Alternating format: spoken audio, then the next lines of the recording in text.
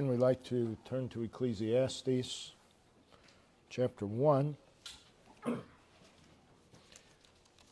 read the first 11 verses. Ecclesiastes chapter 1, verses 1 through 11. The words of the preacher, the son of David, king in Jerusalem. Vanity of vanities, saith the preacher, vanity of vanities, all is vanity. What profit hath man of all his labor which he taketh under the sun? One generation passeth away, another generation cometh, but the earth abideth forever. The sun also ariseth, and the sun goeth down, and hasteth to his place where he arose. The wind goeth toward the south, and turneth about into the north. It whirleth about continually, and the wind returneth again according to his circuits. And all the rivers run into the sea, yet the sea is not full. Unto the place from whence the rivers came, thither they return again. All things are full of labor, man cannot utter it. The eye is not satisfied with seeing, nor the ear filled with hearing. The thing that hath been, it is that which shall be, and that which is done is that which shall be done, and there is no new thing under the sun. Is there anything whereof it may be said, see, this is new, and hath been already of old time, which was before us? There is no remembrance of former things, neither shall there be any remembrance of things that are to come with those that shall come after. If the preacher was king over Israel in Jerusalem, and I gave my heart to seek and search out by wisdom concerning all things that are done under heaven, this sore travail hath God given to the sons of man to be exercised therewith. I have seen all the works that are done under the sun, and behold, all is vanity and vexation of spirit. Solomon, you and I know, wrote Proverbs, Ecclesiastes, Song of Solomon. And that is the order in which they appear, which they are arranged in our Bibles. That's probably not the order in which they were written. Proverbs was probably written first, just as it appears, early in Solomon's life, and he is just sharing his wisdom. Song of Solomon probably came after, and then Ecclesiastes, probably late in his life. Ecclesiastes is a testimony of the latter years of Solomon. And as you look at Ecclesiastes, Solomon is looking at life, his life in particular, in the rearview mirror.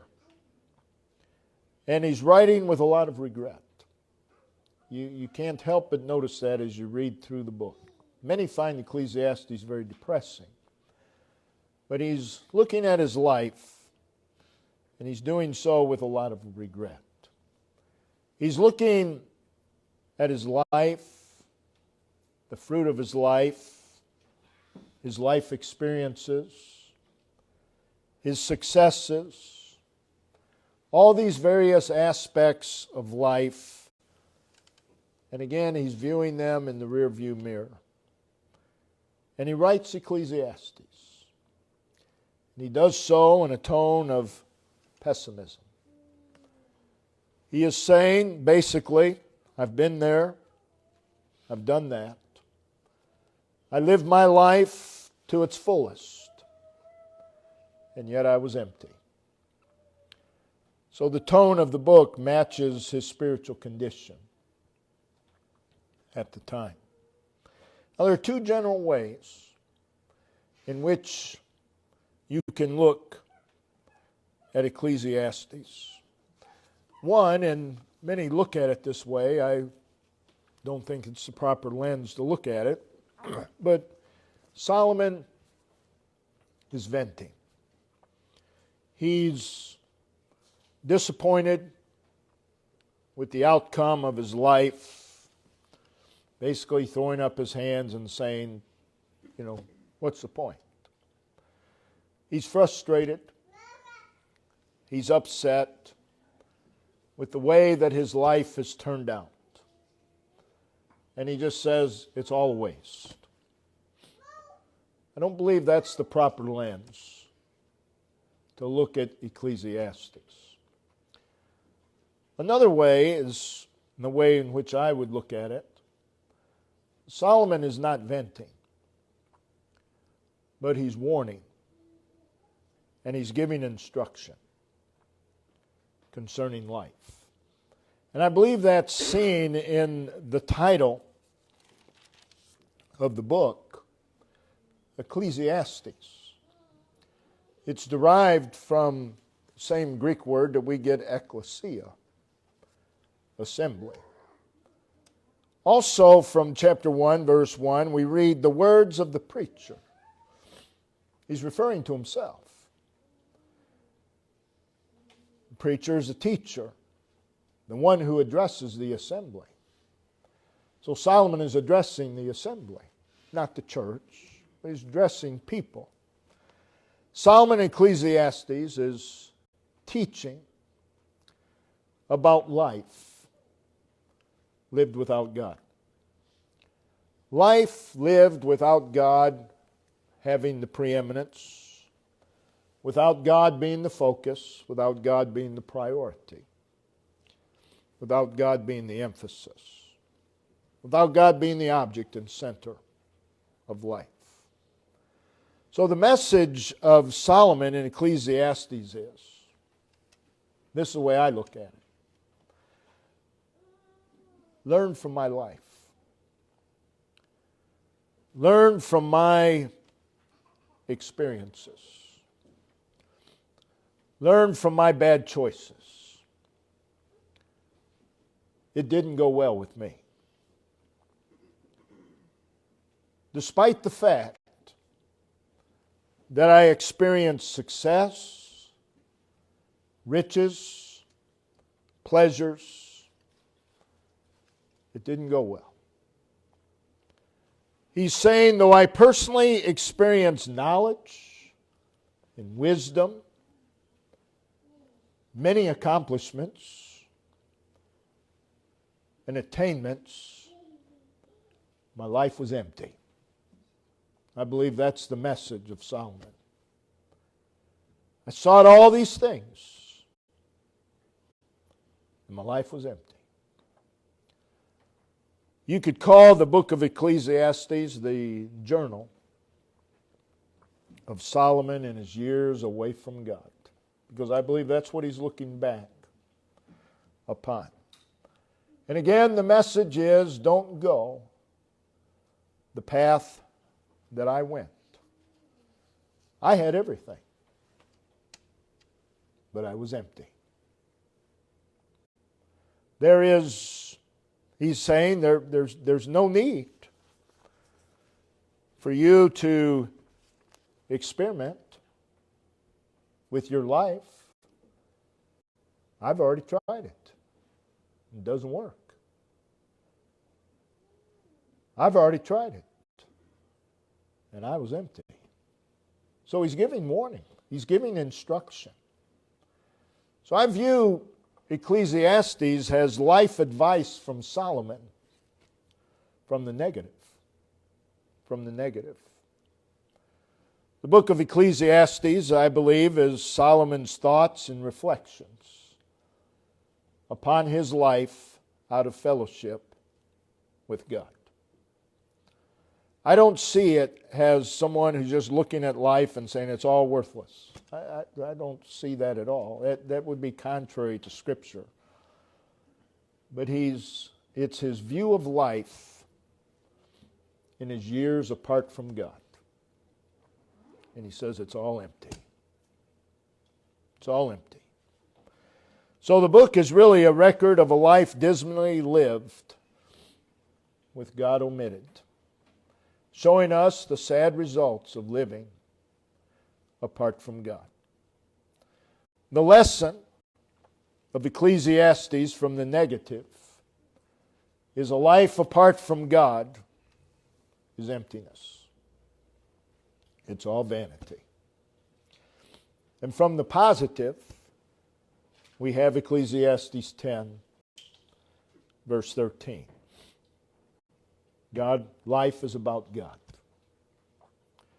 The sooner you realize these two things, the better your life will be.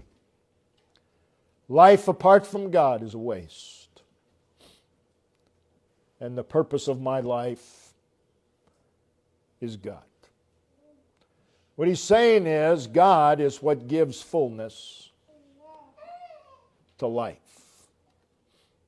He is saying that the things and the possessions and the attainments and the accomplishments of life are not the things that bring fulfillment, but God is what brings fulfillment to life. So our subject this afternoon is warning and instruction concerning a full life, yet empty. A full life, yet empty. You can look at Solomon and say, man had a full life. And he did, from a worldly standpoint, but empty. But empty. So in Ecclesiastes, though Solomon has experienced what the world has to offer to the fullest, yet he's frustrated with life. The warning is, the instruction is, beware of what fills your life.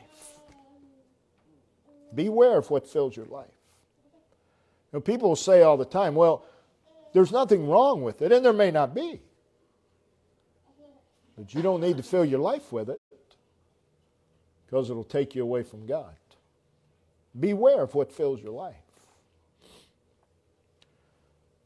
So the first thing I want to consider is, how did Solomon get to the place of Ecclesiastes? How did he get there? Solomon started out very well. 1 Kings chapter 2. Well, let's turn there. He received very sound advice from his father, David. There in 1 Kings 2, notice verses 2 through 4. I go the way of all the earth. Be thou strong, therefore, and show thyself a man. Keep the charge of the Lord thy God. He didn't do that. To walk in his ways, to keep his commandments, or his statutes and his commandments, and his judgments and his testimonies. By the time you get to Ecclesiastes 10:13, Solomon has come back to this.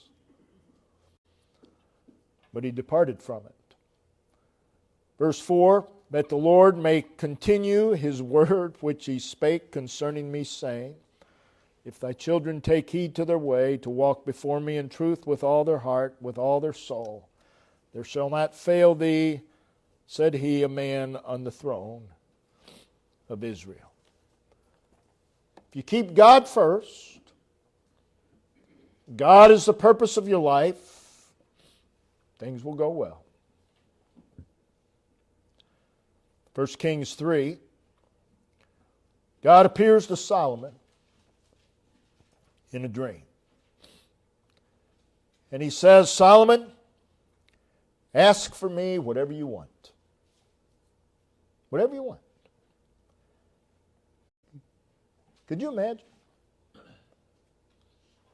God coming to you and I and saying, ask for whatever you want. It's yours. What would you ask for? Well, maybe someone will say, well, I'd ask for such and such. Well, What you would ask for, I would imagine, would depend greatly upon your condition at the time you were offered such an offer. And it would depend upon your circumstances. It shouldn't, but it would. Ask for anything you want. Wow. I'd like a lane all mine. No one else can drive on it. It's just my lane on the expressway. That's it. What would you ask for? I'm not saying that's what I'd ask for. But notice the answer of Solomon. There in verses 3 through 9. Or verses 7 through 9. I got to get back there.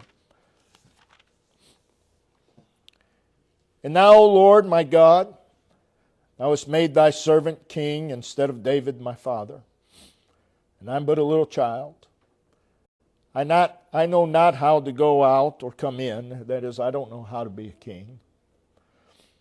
And thy servant is in the midst of thy people, which thou hast chosen, a great people. So he realizes the responsibility he's been given. It cannot be numbered nor counted for multitude. Give therefore thy servant an understanding heart to judge thy people, that I may discern between good and bad. For who is able to judge this thy so great a people? And the reply of God in verses 10 through 13. And God said unto him, because thou hast asked this thing, and hast not asked for thyself long life, neither hast asked for riches for thyself, nor hast asked the life of thine enemies, but hast asked for thyself understanding to discern judgment. Behold, I have done according to thy words. Lo, I have given thee a wise and understanding heart, so that there was none like thee before thee, neither shall after thee shall any arise like unto thee. He says, I've given you your request. But in addition, I have also given thee that which thou hast not asked, both riches and honor, so that there shall not be any among the kings like unto thee all thy days. And then notice his exhortation to Solomon, verse 14. And if thou wilt walk in my ways. Well, that's the conclusion that Solomon eventually came to. To keep my statutes and my commandments, as thy father David did walk, then I will lengthen thy days.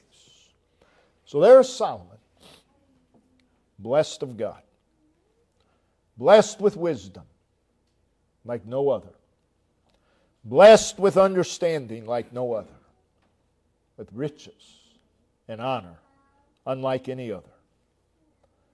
But Solomon would squander it all. He would squander it all. He did not trust God to keep the peace with the other nations. So what did he do? Took matters into his own hands. Well, we're good at that. Took matters into his own hands. And he formed political alliances with Pharaoh. Beware of taking matters into your own hands. Beware. You'll make a mess of it. Why do we take matters into our own hands?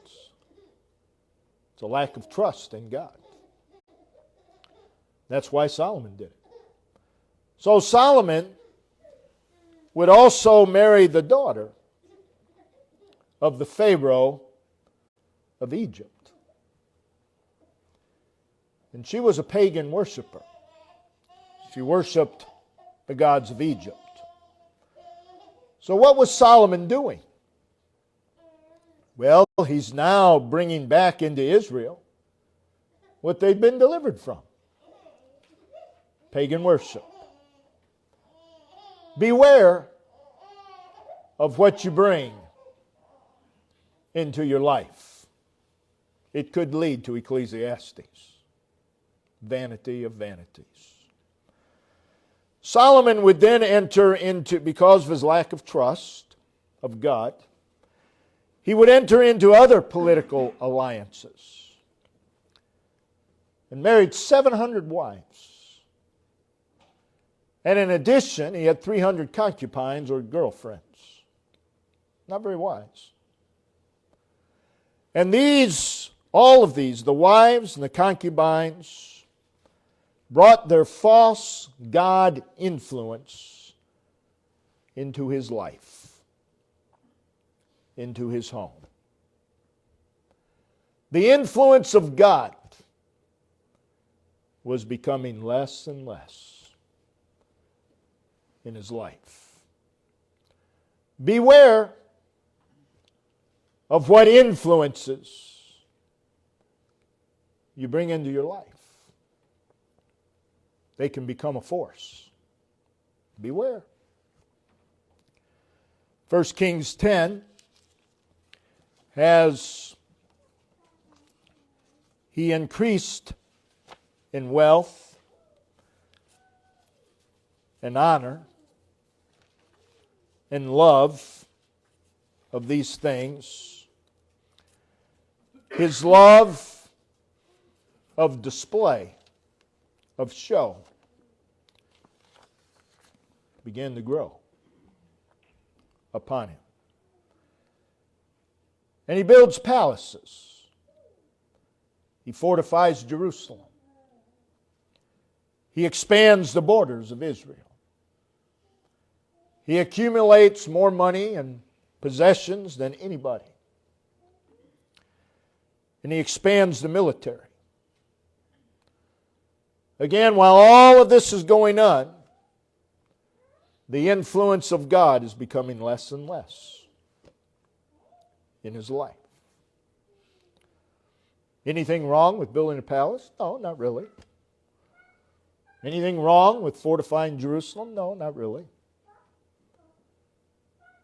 But the problem is, these things are gaining an influence, and God is becoming less of an influence. Just because it's not wrong doesn't make it right. You need to always remember that. Just because it's not wrong doesn't mean that it's not bad for you. You've got to beware. So the influence of the material, the influence of the temporal was becoming greater and greater. It was growing in importance. Beware of what becomes important in your life. Beware. Coming to chapter 11, verses 4 through 9 of 1 Kings, we see Solomon's heart is turned away from God. We see that from verse 1, he loved many strange women. And he clave unto these in love. Verse 4, for it came to pass when Solomon was old, that his wives turned away his heart after other gods. They had more influence in his life than God did. Beware. And his heart was not perfect with the Lord his God, as was the heart of David his father. For Solomon went after Ashtaroth, the goddess of the Zidonians, and Milcom, the abomination of the Amorites. And Solomon did evil in the sight of the Lord, and went not fully after the Lord, as did David his father. Then you see that he built an high place for Chemosh, the abomination of Moab. And he did so in view of the temple. Verse 9, and the Lord was angry with Solomon because his heart was turned away from God, or turned away from the Lord God of Israel. which had appeared unto him twice. The Lord had appeared unto him twice. So Solomon was doing these things in total disregard of God speaking to him. It wasn't that he was ignorant, but total disregard. And you come to verse 7, he's entangled in abomination, living his life in total disregard, living life apart from God. He had achieved great accomplishments, had accumulated vast amounts, built so much. And no doubt, he thought, if I do all this, I'll be happy and I'll be fulfilled. But he's empty. He's empty. He's at the top, yet he's empty. Try this, try that, but absent God equals empty life. And this is the life that Solomon is looking back upon in Ecclesiastes with such regret. And he says concerning such, chapter 1, verse 2, vanity of vanities, all is vanity. Verse 14, all is vanity and vexation of spirit. He's talking about that life apart from God. Again, he uses continually the word vanity and vanities. Notice in Ecclesiastes 2. Ecclesiastes 2.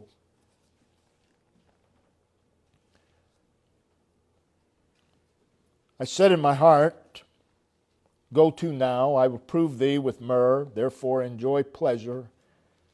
And behold, this is also vanity.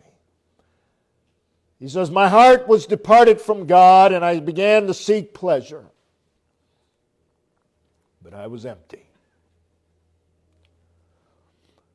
I said of laughter. So there were times when he laughed. It is mad, and of myrrh, what doeth it? I sought in my heart to give myself unto wine, yet acquainting my heart with wisdom, and to lay hold on folly, foolishness. Verse 4, I made me great works. I builded me houses. I planted me vineyards. And then you can write in there, empty. Did all of those things, but apart from God, empty. Verse 5, I made me gardens and orchards, and I planted trees in them of all kinds of fruits. And you can write after that, empty. Empty. I made me pools of water to water therewith the wood that bringeth forth trees. I got me servants and maidens, and had servants born in my house. And I had great possessions of great and small, cattle above all that were in Jerusalem before me.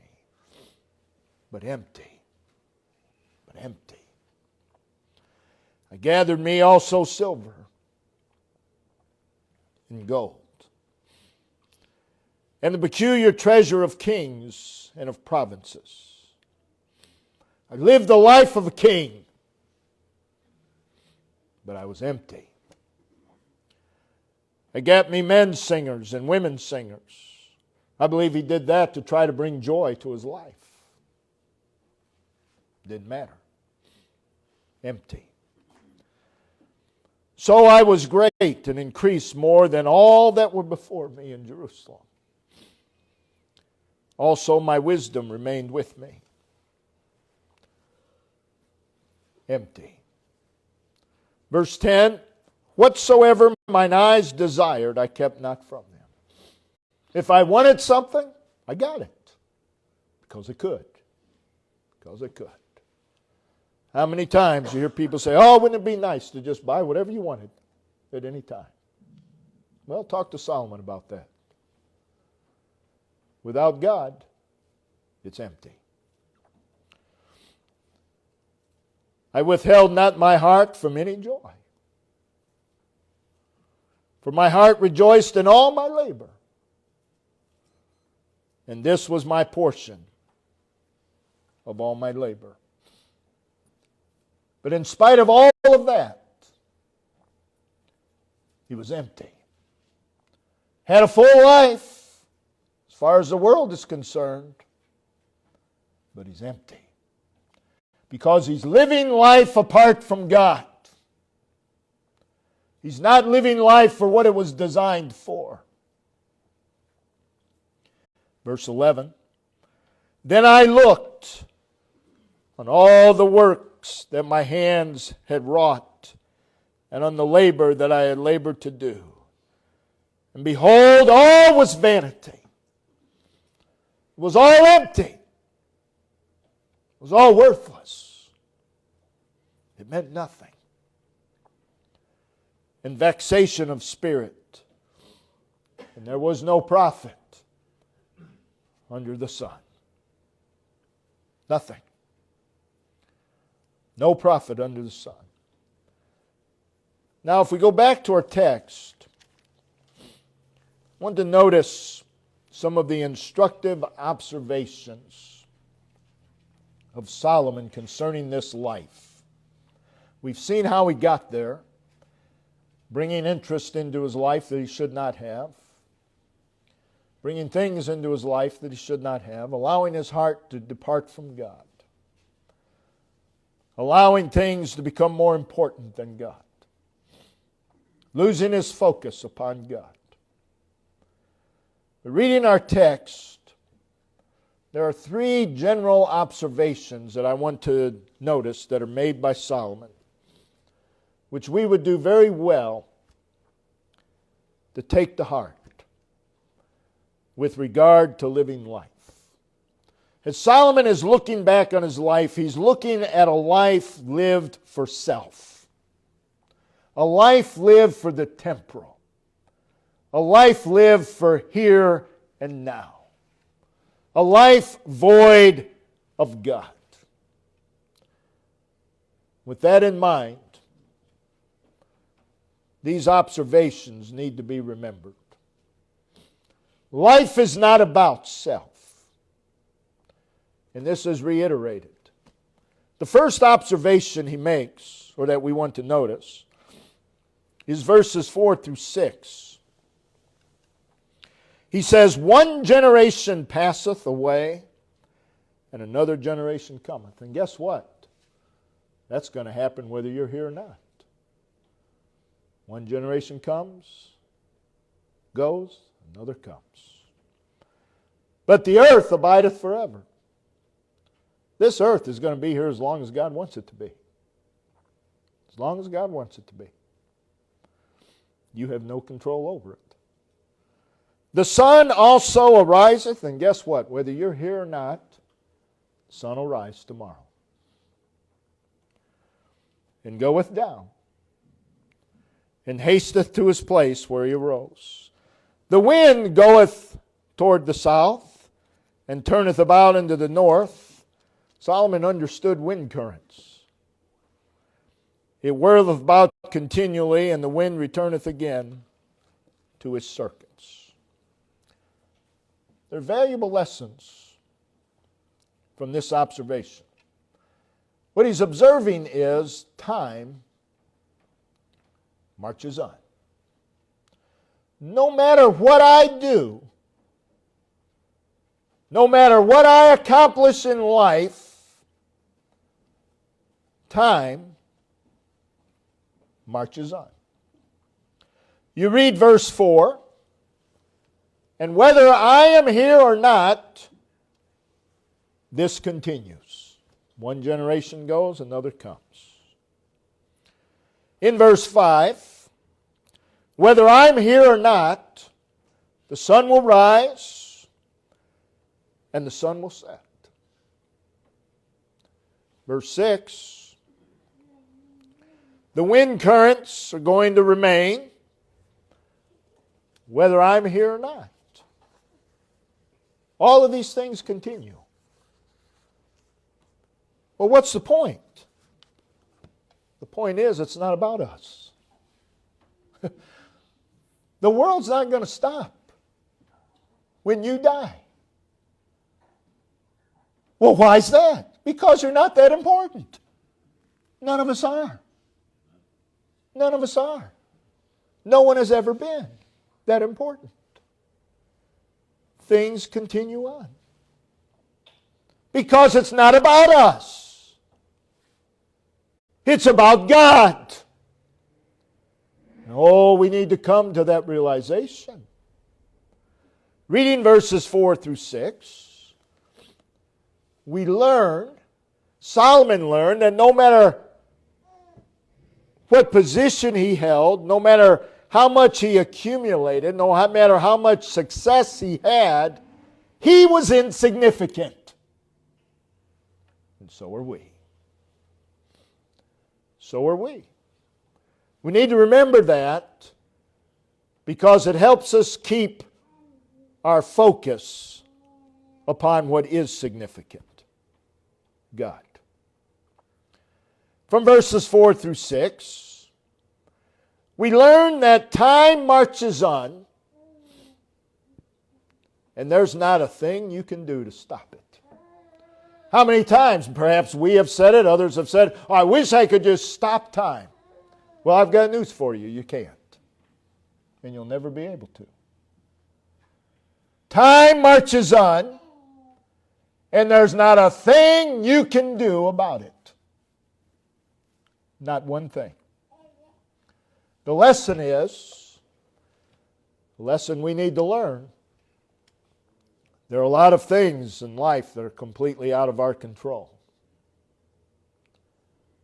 Quit trying to control it.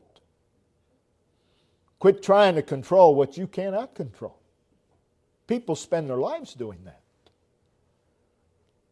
You can't sustain the earth. You can't cause the sun to rise. You can't cause it to set. You can't keep your loved ones here.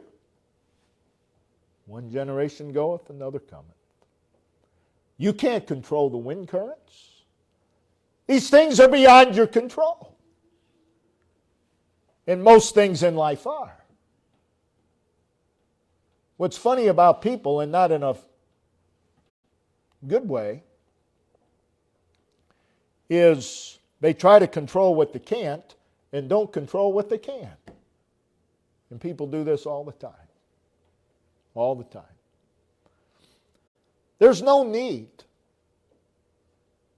to get frustrated with what we cannot control. People get frustrated because they can't control it. They want to control it. That's a lack of trust in God. It's like saying, I'd do it better than God if I could. No, you wouldn't. And no, you can't. The lesson is we need to get to the place where we have total trust in the one who is in control. That's how we're to live our life. Total trust in Him. It's about God. Secondly, verses 9 and 10, the thing that hath been is that which shall be. Oh, we've seen, you live long enough, you realize, man, is that true? That's true. And that which is done is that which shall be done. Life's a cycle. There is no new thing under the sun. Comes in different packages. Nothing really new. Same ideas. People today think, oh man, I've come up with this brilliant idea. No, you haven't. Same idea, just packaged a little different way. Politicians are experts at it. They're experts at it. They've been floating the same ideas for centuries. Just put it in a different package. Call it something else. You can call it whatever you like. It's still what it is. And a lot of people don't realize that. Is there anything whereof it may be said, see, this is new, it hath been already of old time, which was before us? In his life apart from God, his pursuit was profit, surplus, advantage, gain. He used the word profit 6 times. But notice verse 3 of chapter 1. What profit? The profit is to come out ahead. Isn't that what man's trying to do? Isn't that how most people spend their entire life? To come out ahead. What profit hath a man of all his labor which he taketh under the sun? That is void of God. How do you come out ahead? You don't. You don't. Chapter 2, verse 11, we've read it already. But the last part of that verse says, there was no profit under the sun. In all my labor, apart from God, I never did come out ahead.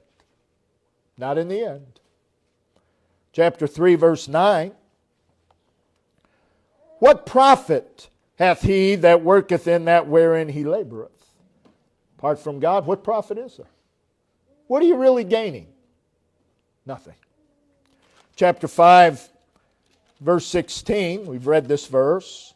And this also is a sore evil, that in all points, as he came, so shall he go. And what profit hath he that hath labored for the wind? A life consumed with personal profit. How can I come out ahead? How can this better me? Though you may obtain much, it will be empty. It will be empty. Solomon, looking back at his life apart from God, used again that phrase under the sun 29 times. The phrase under heaven 3 times. They have reference to a temporal life. And the reason he's using them over and over is because this is what defined his outlook. This is how he got to Ecclesiastes, by the way. He's looking at things merely through a human perspective. Solomon's obsession is apart from God. His obsession with life is apart from God. His obsession was the horizontal. And the result? Empty. A full life, yet empty. It's really only as we take into account the vertical that we understand under the sun. Under the sun. It's only then that we see under the sun in its true light. So a life, the lesson is, a life lived horizontally is empty. Then the third observation we want to notice, verse 11. There is no remembrance of former things, neither shall there be any remembrance of things that are to come with those that shall come after. What is called life is a very, very short period. James said in James 4, verse 14, what is your life? It is even a vapor, a mist. A mist. Appears for a little time, and then it vanisheth away. What is our life? How significant is our life? Well, we will soon be forgotten by others. There will come a time when there's no one left who knew you. You're forgotten. Well, what if I accomplish great things and make the history books? Well,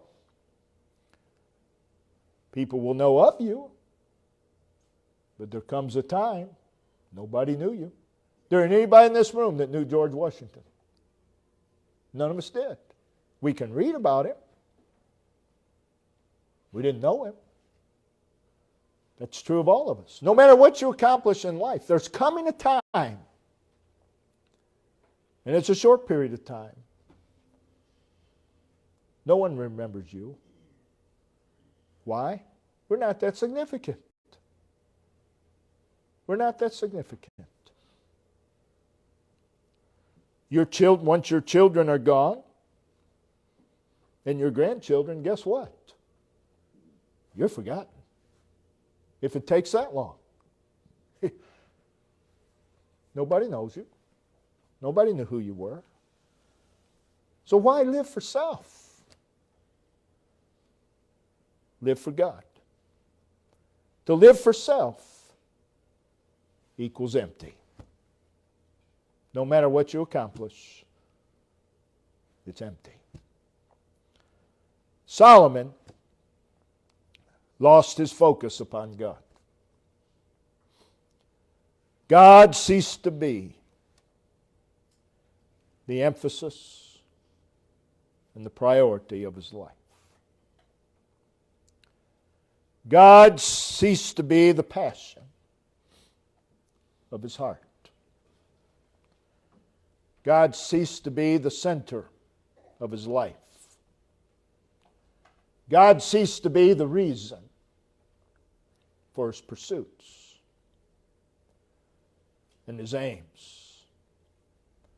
The here and now became his focus, became the emphasis, became the passion and the reason for his life. And looking back on that life, we hear him say, vanity of vanities, all is vanity. It's all been a waste. To live my life that way was a waste. Was a waste.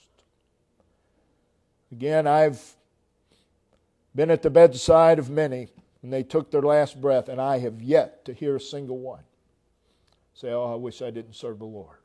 I've yet to hear anybody say that. I've heard people say, oh, I wish I wouldn't have done such and such and such and such. Wish I wouldn't have devoted so much of my life to such and such. There were regrets, but I've never heard anyone regret serving the Lord.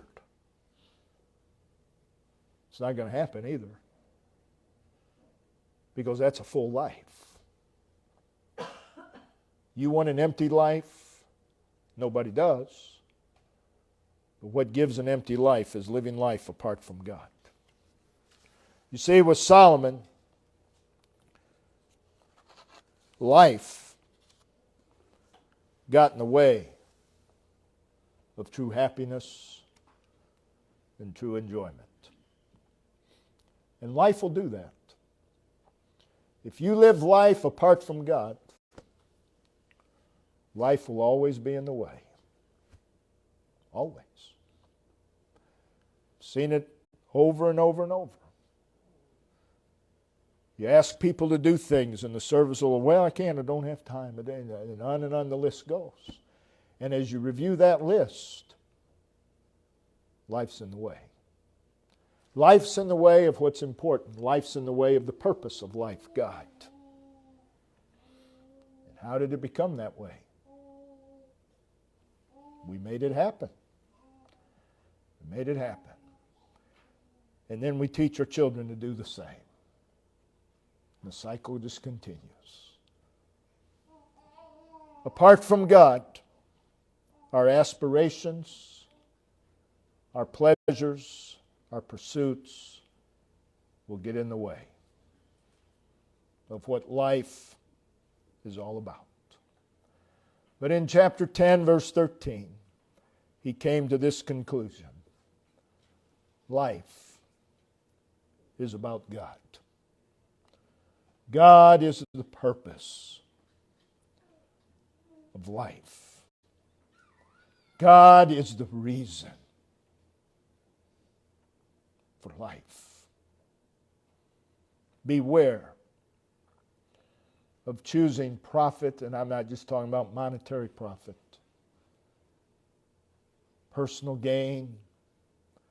Beware of pleasures and the things of life coming before God. That's not what you're here for. And eventually we hope that you come to the point where you look back at a life lived apart from God and you say, what a waste. That's not what it's about. Life does not have to be empty. It can be vibrant. Jesus said in John 10:10, I am come that they, his sheep, might have life, and that they might have it more abundantly, or in an overflowing way. Life can be abundant, but not apart from God. Not apart from God being the purpose. So we need to look at our lives. Are they empty? Or are they abundant? Empty or abundant? Most, when their life is empty, they consider making changes, but they're horizontal changes. That's what made your life empty. The horizontal. That's what made it empty. That's what led you away from God. So I could be happy if I make this horizontal change. I'll move here, or I'll do this, or I'll do that. Horizontal changes. But life continues to be empty. Continues to be empty. Because it's a heart problem. It's the problem of failing to realize what life is about. It's about God. It's not about us. So when their life is empty, they consider horizontal changes. But the changes that need to be made if our life is empty are vertical. Our relationship between ourselves and God. That's the change that needs to be made. And until that change is made, I don't care what horizontal direction, where you go. Still going to be empty. Still going to be empty. We all live life intertwined and weaved to something. Controlled and dominated by something. If you want a full life, a blessed life, you need to live life intertwined and weaved to the spiritual. Controlled and dominated by the spiritual. Doesn't mean that you have no temporal enjoyments. That's not what that means at all. But you have everything in its proper place. In its proper place. Life will be empty. Void of God. But life will be abundant if God is the purpose. If God is the reason for our lives. The reason you ought to be a good wife, a good husband, an obedient child, the reason is God. Because God told you to. You need no other reason. You need no other reason. That's it. The reason you need to be in the will of God is God. He's the reason. He's the reason. But how do most people determine the will of God today? What profits in it for them?